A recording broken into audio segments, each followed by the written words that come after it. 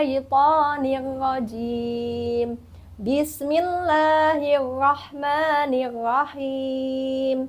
Inna anzalnahu fi lailatul qadr. Wa ma adraka ma lailatul qadr. Lailatul qadri khairum min alfi syahr.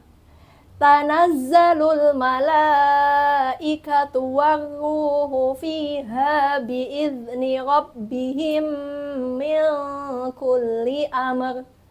Salamun hiya hatta matla'il fajr. Shadaqallahul azim. Assalamualaikum warahmatullahi wabarakatuh. Apa kabar anak solih dan solihah pada hari ini? Semoga semuanya masih senantiasa semangat dan bergembira dalam menjalankan ibadah saum Ramadan dan juga ibadah-ibadah yang lain di bulan yang mulia ini. Masih kuat puasanya? Masya Allah, kita tepuk puasa ya biar tambah semangat ya. Tepuk puasa. Tidak makan, tidak minum, tidak batal. Jaga hati, jaga lisan, jaga mata. Quran selalu dibaca sambil menunggu buka. Tarawih bangun sahur, jangan lupa puasa. Nah, berjumpa lagi dengan Kak Dani yang insya Allah hari ini ya Kak Dani akan menceritakan sebuah kisah yang sangat mulia. Kisah yang sangat istimewa. Kisah yang luar biasa. Mau tahu kisah apa? Dengarkan ya. Kisah ini terjadi ya ketika saat itu Nabi Muhammad belum diangkat menjadi nabi. Di kota Mekah yang jahiliyah ya. Anak-anak tahu jahiliyah itu apa? Jahiliyah itu orang-orang yang mereka hidupnya itu semaunya sendiri, seenaknya sendiri. Ya, mereka orang-orang Mekah itu anak-anak suka sekali berperang. Ya, duduk. Wah, kemudian apalagi? Mereka suka sekali merampok. Orang-orang yang sedang melewati kota Mekah untuk berdagang, sedang safar, dirampok, diambil hartanya. Masya Allah, baik tidak itu anak-anak? Wah, tidak ya. Kemudian apa lagi? Mereka juga sangat tega. Bapak-bapak di kota Mekah itu anak-anak, kalau istrinya hamil, kemudian melahirkan, lalu mereka tahu bahwa anaknya itu adalah perempuan.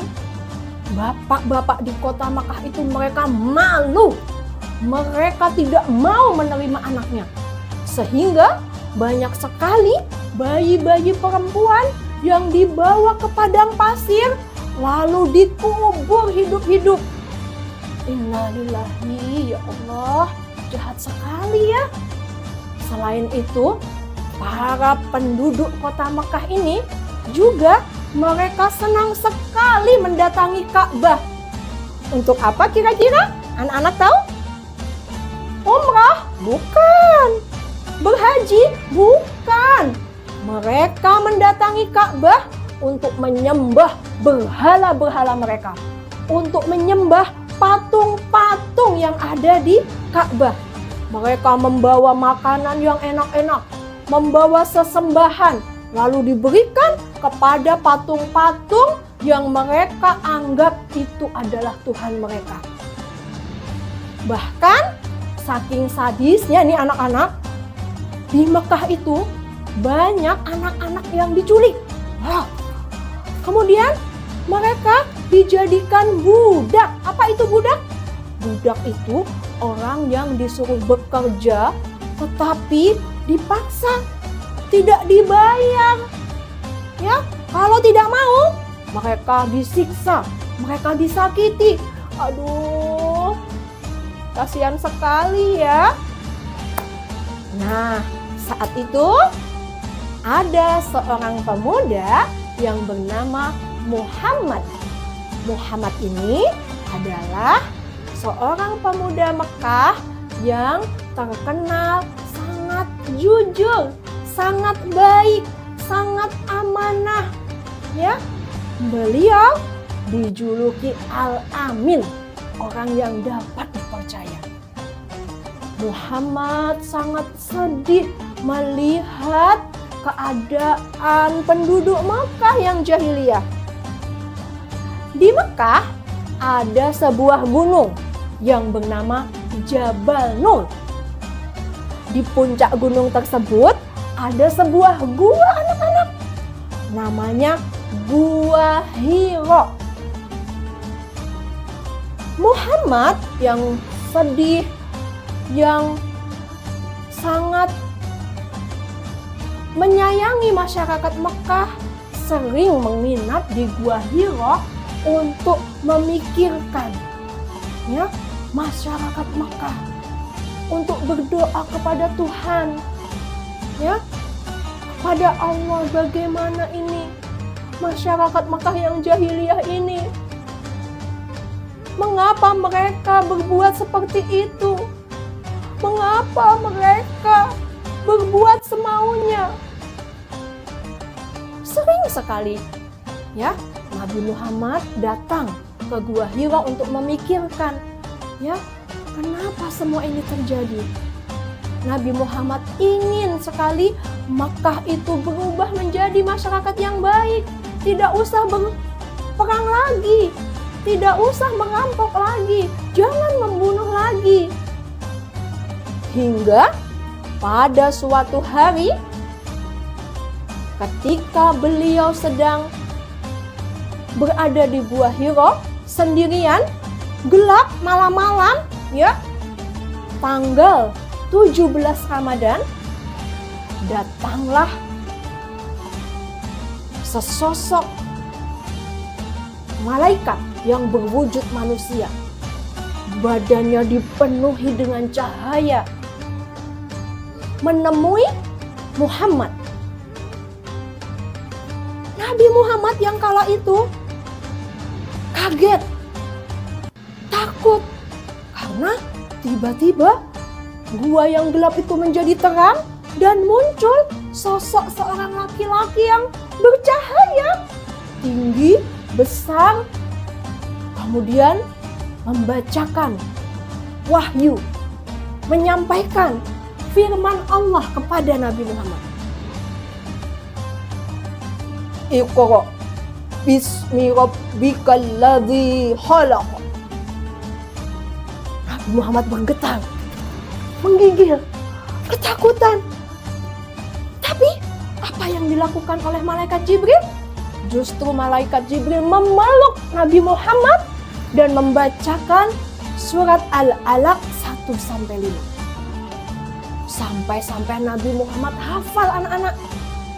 Dengan ketakutan, bergetar, penuh dengan keringat sampai basah bajunya, Nabi Muhammad pulang menemui istri beliau, Siti Khadijah. Diketuk pintu rumahnya. Tok, tok, tok, tok. Tok, tok, tok, tok. Khadijah, tolong aku Khadijah. Aku kedinginan Khadijah. Tolong selimuti aku Khadijah. Siti Khadijah pun menidurkan dan menyelimuti Nabi Muhammad. Sebelumnya Nabi Muhammad menceritakan apa yang beliau alami kepada istrinya. Khadijah pun penasaran apa yang terjadi kepada suami beliau. Kemudian ketika Nabi Muhammad tidur, Siti Khadijah pergi ke rumah seorang pendeta yang masih kerabatnya Siti Khadijah yang bernama Waraqah bin Naufal. Khadijah menceritakan peristiwa yang dialami oleh suaminya kepada Waraqah. Apa kata Waraqah? Waraqah ini adalah pendeta dari Nasrani, anak-anak. Waraqah menceritakan, "Wahai Khadijah, sesungguhnya yang mendatangi suamimu itu sama seperti yang mendatangi Nabi Musa. Dia adalah malaikat. Wahai Khadijah, sungguh suamimu adalah Nabi utusan Allah. Kelak dia yang akan mendakwahkan risalah Allah kepada seluruh umat manusia, wahai Khadijah. Tapi Khadijah, kelak suamimu akan mendapat perlawanan, mendapat pertentangan dari orang-orang di sekelilingnya. Andai aku masih muda, aku pasti akan mengikuti dan melindungi suamimu, wahai Khadijah. Mendengar berita itu, Khadijah pun bergembira. Kemudian menceritakan, menyambut hal itu kepada suaminya. Sejak saat itu anak-anak, Nabi Muhammad diangkat menjadi Rasul yang menyampaikan risalah Allah kepada seluruh umat manusia, yang menyampaikan Islam, menyampaikan Al-Quran, ya, berdakwah, mendakwahkan Islam kepada penduduk Mekah dan juga akhirnya sampai kepada kita, kepada seluruh umat muslim yang ada di dunia. Itulah peristiwa nuzulul Quran, ya, peristiwa diturunkannya Al-Quran dari Allah kepada Nabi Muhammad melalui malaikat Jibril. Dan Al-Quran itu sekarang ada di hadapan kita semua. Untuk apa? Untuk kita baca, kita hafalkan, dan kita amalkan. Masya Allah. Jangan sampai ya anak-anak nanti melewatkan malam ini. Karena anak-anak tahu malam ini 17 Ramadan, malam nuzulul Quran itu malam yang sangat istimewa. Malam yang diberkahi. Malam yang lebih baik dari 1000 bulan.